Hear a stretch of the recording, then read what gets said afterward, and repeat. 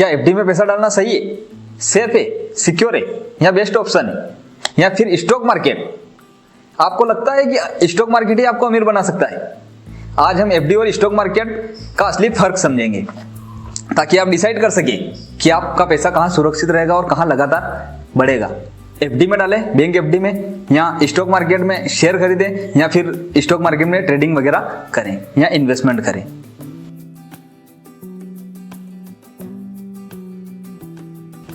नमस्कार दोस्तों, स्वागत है आपका 30 secrets of rich life series में। पार्ट 1 में हमने सीखा था 50, 30, 20 रूल्स। पार्ट 2 में हमने सीखा था शेविंग वाइज इन्वेस्टमेंट, और आज पार्ट 3 में हम सीखेंगे bank FD wise stock market. Comparison करेंगे हम स्टॉक मार्केट और बैंक एफडी में कहाँ अच्छा रिटर्न मिलता है। हम बात करेंगे एफडी क्या है। आपने भी बहुत सी बार एफडी करी होगी, तो आखिरकार ये एफडी होती क्या है? क्या है एफडी? एफडी यानी एक फिक्स डिपॉजिट। बैंक को हम एक अमाउंट, कुछ रकम कुछ समय के लिए देते हैं और बैंक हमें उसके ऊपर ब्याज देती है।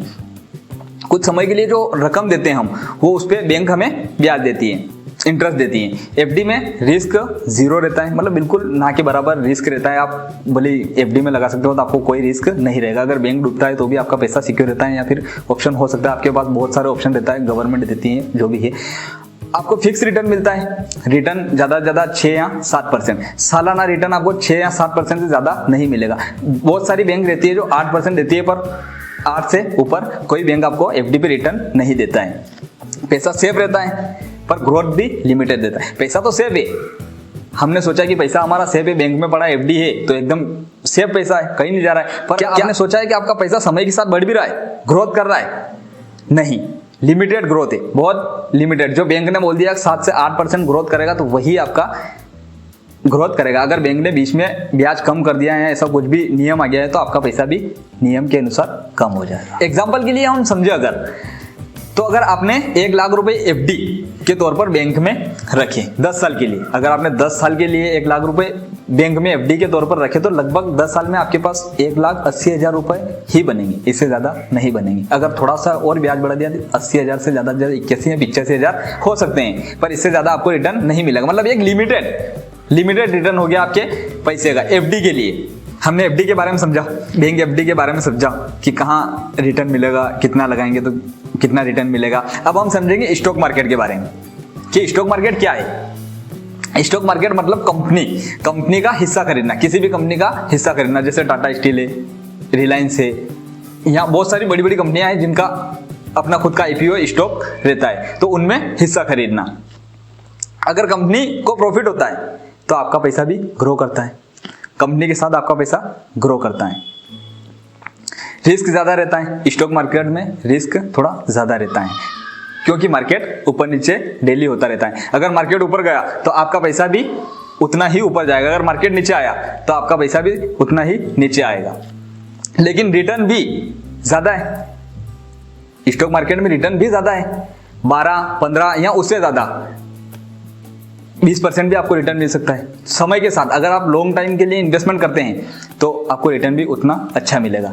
लॉन्ग टर्म में स्टॉक मार्केट महंगाई, इन्फ्लेशन को बीट करता है।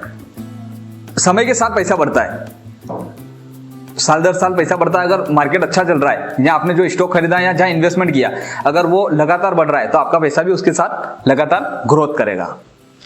अगर हम स्टॉक मार्केट का एग्जाम्पल समझे, जैसे हमने एफडी में जो पेमेंट लगाया था, 1 लाख रुपए जो एफडी में हमने लगाए थे 10 साल के लिए, वो बढ़ के 10 साल में हमारे लिए सिर्फ 1,80,000 रुपए या 1,85,000 रुपए हुए थे। सिर्फ 1,80,000 या 1,85,000 10 साल में। और वही अगर हम यहाँ देखें स्टॉक मार्केट में, अगर हमने 1 लाख रुपए स्टॉक मार्केट में अच्छे शेयर अच्छी कंपनी के, रिलायंस है, टाटा है या अडानी है वगैरह, जो भी अच्छी कंपनी के शेयर आपके एडवाइजर के हिसाब से आप लो, तो अच्छी कंपनी के शेयर या इंडेक्स फंड में लगाए तो 10 साल में यही रकम 1 लाख बढ़ के 3, 4 या उससे भी ज्यादा 5, 10 भी हो सकती है। वो शेयर के भाव के ऊपर है, डिपेंड करता है मार्केट कितना ऊपर है या कितना बुलिश है।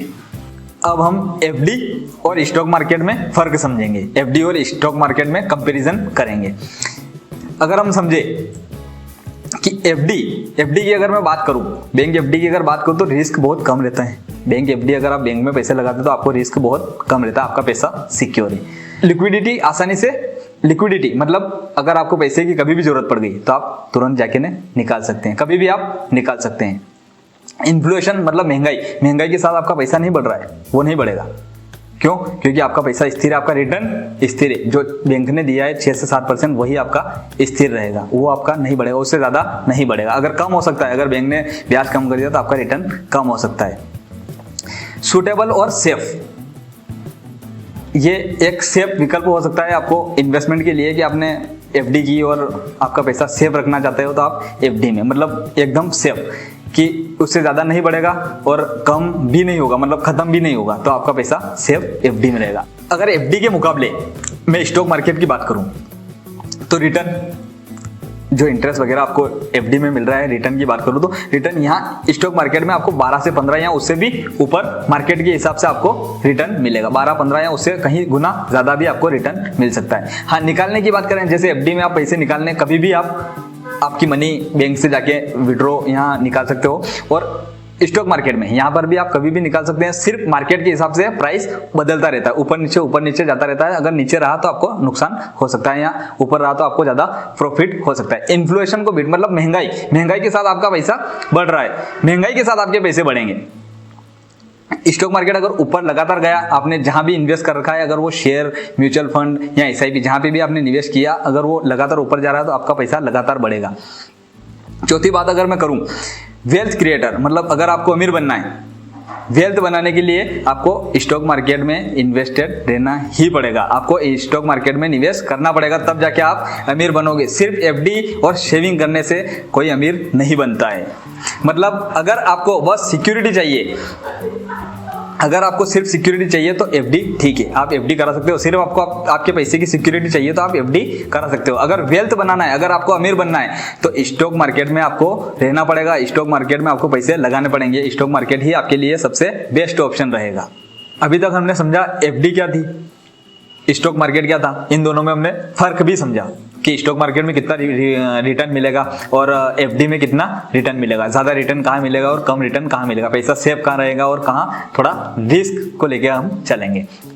अब बात करते हैं हम बैलेंस, इन दोनों को बैलेंस कैसे करें, सिर्फ एफडी या स्टॉक मार्केट। अगर आप सोच रहे हो सिर्फ एफडी में पैसे लगाऊं या सिर्फ स्टॉक मार्केट में पैसे लगाएं तो दोनों ही गलती रहेगी। दोनों ही जगह आपको बैलेंस करके चलना चाहिए, दोनों जगह आपको इन्वेस्टेड रहना चाहिए।